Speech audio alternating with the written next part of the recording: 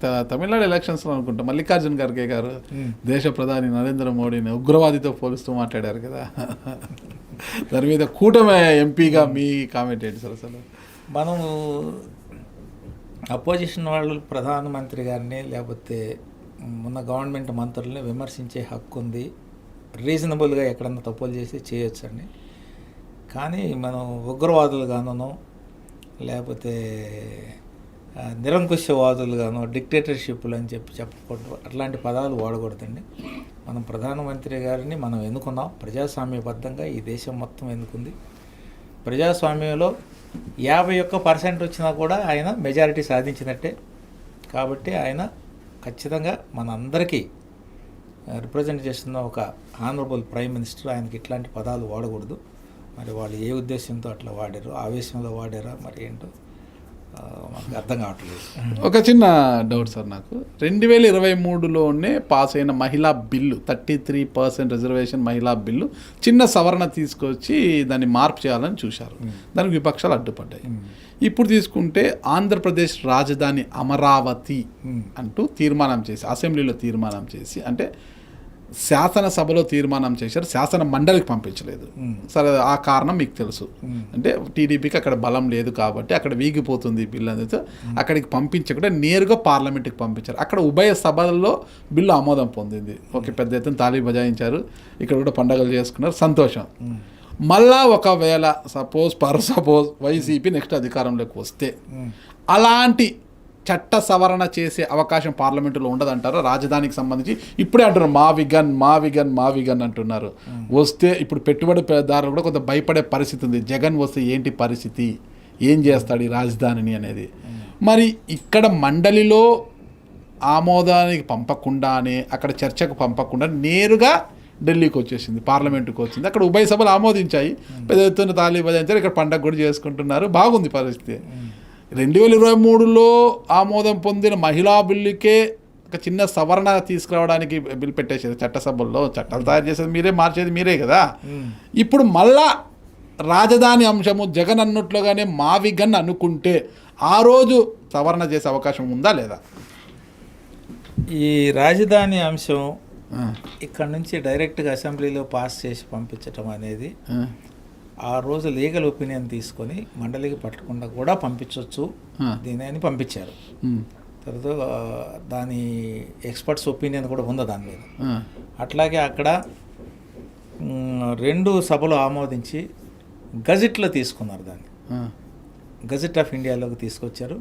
అట్లాగే మ్యాప్లో కూడా మార్చారు. ఇప్పుడు మీరు ఈరోజు ఇండియా మ్యాప్లో చూస్తే అమరావతి అని కనపడుతుంది. సో ఇది గజెట్లోకి వచ్చిన తర్వాత దాన్ని మార్చడానికి మళ్ళీ మనకి 2/3 మెజారిటీతో అమెండ్మెంట్ కావాలి. ఓకే, ఏ పార్లమెంట్లో అయినా కూడా 2/3 మెజారిటీతో అవ్వటం అనేది అది equal to constitutional amendment. Delimitation మహిళా బిల్లు అది అవ్వదు. ఈయన మావిగన్ చెప్పినా లేకపోతే ఇంకోటి చెప్పినా, ఆయన కేంద్ర ప్రభుత్వంలో నుంచి గజెట్ని మార్చే అవకాశం అయితే ఇక లేదు. ఇది అమరావతి పర్మనెంట్గా శాశ్వత రాజధాని. ఈలోపు అక్కడ అంత డెవలప్మెంట్ కూడా అభివృద్ధి బాగా జరుగుతుంది. మన గవర్నమెంట్ ఆఫీసెస్ వస్తుంది, గవర్నమెంట్ క్వార్టర్స్ వస్తుంది, హాస్పిటల్స్ వస్తుంది, ఎడ్యుకేషనల్ ఇన్స్టిట్యూషన్స్ వస్తున్నాయి, తర్వాత రైల్వే స్టేషన్ రాబోతుంది, ఎయిర్పోర్ట్ రాబోతుంది. సో అన్నీ వస్తే ఇవన్నీ ఎప్పుడు వచ్చినాయో ప్రజలు ఆటోమేటిక్గా వస్తారు. కాబట్టి అది శాశ్వత రాజధానిగానే ఉంటుంది. ఎవరికన్నా డౌట్స్ ఉండి లేకపోతే అనుమానాలు ఉండి ఇది ఆయన వస్తే మారుస్తాడు మావిగాను, ఇవన్నీ మనకు మాట్లాడుకోవడానికి వినటానికి బాగుంటాయి, కానీ ఆచరణ సాధ్యం కాని విషయాలు. Okay sir, clarity sir. Okay sir, ఇప్పుడు ఏదైనా పార్లమెంటులో ఒక ప్రాసెస్ ప్రకారమే జరగలే. కలెక్టరేట్ నుంచి మినిస్టర్కి లేదా కొన్ని రైల్వే ప్రాజెక్టులు అయితే సీఎంకి, అక్కడ నుంచి వినతులు ఢిల్లీ కోసం మేము ఫాలోఅప్ చేసి తీసుకొస్తాం అంటారు. మరి చిత్తూరుకు వచ్చిన కేంద్రీయ విద్యాలయం 2 తీసుకొచ్చాం. ఓకే సార్, 2, ఒకటి చిత్తూరు మంగసముద్రం అని, ఒకటి కుప్పం. Okay sir. అదే దాని గొప్ప విషయం ఏంటంటే మొత్తం భారతదేశం మొత్తంలో 14 శాంక్షన్ అయితే 2 మన డిస్ట్రిక్ట్కే వచ్చింది, చిత్తూరు. దానికి కారణం ఏంటంటే మేము కంటిన్యూగా పర్సూ చేసాం. చిత్తూరులో ఎక్కడ వచ్చింది సార్?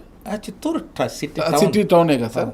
దాన్ని ఇప్పుడు ఆల్రెడీ టెంపరీగా సిల్క్ బోర్డు బిల్డింగ్ని తీసుకొని ఆల్రెడీ ఈ అకాడమిక్ ఇయర్ నుంచి స్టార్ట్ చేసేసాం. అడ్మిషన్స్ అయిపోయినాయి, టీచర్స్ రిక్రూట్మెంట్ కూడా అయిపోయింది.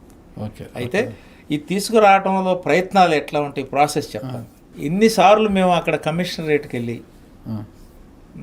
కేవీకే కమిషనరేట్ ఉంటుంది అక్కడ ఢిల్లీలో, దానికి వెళ్ళి ఈ ప్రపోజల్ని తీసుకొని లోపాలు ఏమైనా ఉంటే మళ్ళీ కలెక్టర్ గారి దగ్గర నుంచి రావాల్సిందే. కరెక్ట్. కలెక్టర్ గారు దానికి మొత్తం ఒక 20 పేజీలు ప్రపోజల్ పంపించాడు. మాకు ల్యాండ్ ఉంది, మాకు ఇంతమంది ప్రజలు ఉన్నారు, దానిలో మేజర్గా ఉండే ఒక ఇదేంటంటే సెంట్రల్ గవర్నమెంట్ ఎంప్లాయీస్ ఎంతమంది ఉన్నారు, వాళ్ళకి పిల్లలు ఎంతమంది ఉన్నారు అనేది ఒకటి. అలాగే మైనస్ ఆర్మీకి రిటైర్డ్ ఆర్మీ ప్రజలు ఎంతమంది ఉన్నారు వాళ్ళని మైనస్ చేయాలి. అయితే మేము కమిషనరేట్కి వెళ్ళి ఈ ఆర్మీ పిల్లల్ని కూడా ఇంక్లూడ్ చేయండి, అదర్వైజ్ మేము ఎలిజిబుల్ రావట్లేదు మా ప్రజలు, కాబట్టి వీళ్ళని కూడా ఇంక్లూడ్ చేస్తే ఎలిజిబిలిటీ వస్తుందని చెప్పి దాన్ని ఇంక్లూడ్ చేపించి రిక్వెస్ట్ చేసి నా వరకు పర్సనల్గా ఒక 4 సార్లు ఆ కమిషనర్ని కలిశాను, అడిషనల్ కమిషనర్ కలిసి అక్కడ నుంచి ఆ ప్రపోజల్ మినిస్ట్రీకి పంపించాం, మినిస్ట్రీ ఆఫ్ ఎడ్యుకేషన్కి ఫర్ అప్రూవల్. అది క్యాబినెట్ అప్రూవల్ కావాలి. మినిస్ట్రీ ఆఫ్ ఎడ్యుకేషన్కి పంపించి అక్కడ పర్సూ చేసి క్యాబినెట్లో దాన్ని పెట్టించాం. క్యాబినెట్కి పెట్టి అప్రూవల్ అయిపోయిన తర్వాత మనకు వచ్చింది. వచ్చి ఇప్పుడు 2 స్టార్ట్ అవుతుంది. సో అది ఒక శుభ పరిణామం. ఘనత, ఆ క్రెడిట్ ఎంపీ దగ్గుమల్ల ప్రసాద్ గారికి దక్కుతుందా అంటే ఎమ్మెల్యేకి దక్కుతుందా? ఒక్కటి అని ఎమ్మెల్యే ఎంపీ అని కాదు, ఇది టీం వర్క్. కలెక్టర్ గారు team work, collector and his team. MLA గారు ఆ వచ్చిన వాళ్ళని తీసుకెళ్ళి చూపించి మాకు ఇది ఉంది విజిట్ చేయించి ఆయన చేపించాల్సింది. నేను ఎప్పుడు అక్కడ ఉండను కదా, ఈ టీం వెళ్ళినప్పుడు ఆయన వెళ్ళి అసిస్ట్ చేసి కలెక్టర్ గారు చేయించారు.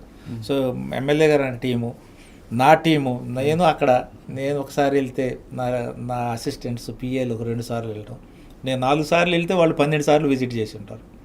సో ఇట్లా అందరి టీం వర్క్ ఇది, ఒకళ్ళకి క్రెడిట్ వెళ్తుందని నేను అనుకోను. కానీ అంటే మీ పార్లమెంట్లోనే ఒక ఎమ్మెల్యే గురుజాల జగన్మోహన్ గారు నా కృషితోనే వచ్చింది, ఇది నా క్రెడిట్ అని చెప్తుంటారు. మంచిది, క్రెడిట్ వస్తే మంచిది.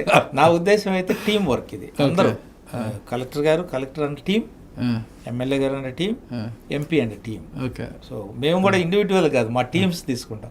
కలెక్టర్ అంత డేటా ఫర్నిష్ చేయాలంటే ఆయనకి ఎడ్యుకేషన్ డిపార్ట్మెంట్ అంతా తీసుకొని ఉంటాడు. అలాగే ఈయన విజిట్ చేసినప్పుడు ఈయన ఫెసిలిటేట్ చేసి ఉంటాడు వచ్చిన వాళ్ళందరినీ. అట్లాగే ఢిల్లీలో నేను ఫెసిలిటేట్ చేసి ఇట్లా అందరం కలిసి చేసి ఓ మంచి పని తీసుకొని రావడం జరిగింది. 2024 ఎన్నికల వరకు కూడా చిత్తూరు చాలా వీక్గా ఉండింది. వైసీపీకి చాలా బలమైన నియోజకవర్గంగా చాలా స్ట్రాంగ్గా ఉండింది. అసలు ఎవరు ఉంటారు బరిలో, ఎంపీగా ఎవరు ఉంటారు, ఎమ్మెల్యేలు ఎవరు ఉంటారు, ఎలాంటి పరిస్థితి ఉంటుందని ఒక భయపడే పరిస్థితి ఉంది. ముఖ్యంగా చిత్తూరులో చాలా దారుణమైన పరిస్థితి ఉంది. అప్పుడు వచ్చాడు అయ్యో స్వామి అని బాపట్ల నుంచి చిత్తూరుకి వచ్చారు. అసలు ఎలా పాసిబుల్ అయింది సార్ అక్కడ మీరు గెలవడానికి, అలా ఎమ్మెల్యేలు మొత్తం గెలవడానికి ఎలా పాసిబుల్ అయింది? నాకు తెలిసి మీరు ఒక సర్వే టీముని పెట్టి ప్రతి నియోజకవర్గాల నుంచి కూడా రిపోర్ట్స్ తెప్పించుకొని అప్పటికప్పుడు మార్పులు చేర్పులు చేసుకుంటే పరిస్థితులంతా అధిగమించుకొని ఎలా సాధ్యపడింది అసలుకి? 24 వరకు అసలు వైసీపీ తప్పితే టీడీపీ వచ్చే అవకాశమే లేదనుకుంటే ఒక్కసారిగా ఫాట్మన్ కొడితే అట్లా 7 ఎమ్మెల్యేలు వచ్చి పడ్డాయి. ఎలా సాధ్యమైంది సార్ అసలు? అది నేను మొదటిగా తెలుగుదేశం పార్టీకే క్రెడిట్ ఇస్తాను. ఎందుకంటే ఒక కొత్త మనిషి వస్తే, ఇంకో ఎగ్జాంపుల్ ఏంటంటే నేను ఫస్ట్ మీటింగ్కి వెళ్ళినప్పుడు చాలామంది వచ్చేసారు. ఫస్ట్ మీటింగ్కి ఇదేంటి ఎమ్మెల్యే గారు మేము ఇద్దరం కొత్త, ఇంతమంది వచ్చారు ఏంటి, ఇదేదో మమ్మల్ని కొంచెం కంగారు పడ్డాం. తర్వాత అర్థమైంది ఇది తెలుగుదేశం పార్టీ ఆంధ్రప్రదేశ్ సీఎం అప్పుడు చంద్రబాబు నాయుడు గారి ప్రభావం వల్ల మేము అక్కడ 0, ఆ ప్రభావం వల్ల వీళ్ళందరూ వస్తున్నారు. తర్వాత మేము వర్క్ చేయటం ప్రారంభించాం, సైంటిఫిక్గా వర్క్ చేసి ఏ పాకెట్స్లో మనకి తక్కువ ఉంది, దీనికి మనం ఏం చేయాలి, తర్వాత ఎన్ని గ్రూప్స్ ఉన్నాయి, రిటైర్డ్ పీపుల్ ఎట్లా, టీచర్స్ ఎట్లా, లేకపోతే షెడ్యూల్ క్యాస్ట్ గ్రూప్స్ ఎట్లా ఉన్నాయి, షెడ్యూల్ ట్రైబ్స్ గ్రూప్స్ ఎట్లా ఉన్నాయి, ఓపెన్ వాళ్ళు ఎక్కడున్నారు, బీసీస్ ఎక్కడున్నారు, తర్వాత వన్యకుల క్షత్రియుల గ్రూప్స్ ఏంటి, ఇవన్నీ సైంటిఫిక్గా ఒక చార్ట్ లాగా వేసుకొని వాళ్ళందరిని అప్రోచ్ చేయి మాకు ఇది. నేను కొన్ని ఇళ్ళకి పర్సనల్గా కూడా వెళ్ళాను, కొంతమంది లీడర్స్కి వెళ్ళిపోయి ఈసారికి మాకు చేయండి, అది వైసీపీ టీడీపీ ఇమ్మెటీరియల్ అందరి దగ్గరికి వెళ్ళి మేము వచ్చాము, ఫస్ట్ టైం ఎలక్షన్లో పోటీ చేస్తున్నాం, గెలిపించండి, దాని ప్రభావం ఏంటో నేను నెక్స్ట్ 5 yearsలో చూపిస్తాను. ఓకే సార్, బాపట్ల నుంచి చిత్తూరుకి వచ్చారనమాట. ఇటు నుంచి చిత్తూరుకి బాపట్లకి అడిగాను కానీ ఇవ్వలేదు, అక్కడికి రమ్మన్నారు, సీఎం గారు వచ్చేసి. ఎలా అసలు ఆ కాన్ఫిడెన్స్ ఎలా ఉండింది మీకు వచ్చినప్పుడు గెలవగలను అనేది? గెలవ అది కూడా వైసీపీ హవా అది ఉన్నది. అది ఒక రాజకీయ నాయకుడికి అయితే భయం ఉండేదేమో. ఆ, నేను జస్ట్ అవుట్ ఆఫ్ బ్యూరోక్రసీ నుంచి వచ్చాను కాబట్టి గుడ్డిగా చంద్రబాబు గారు చెప్పారని వచ్చేసాను.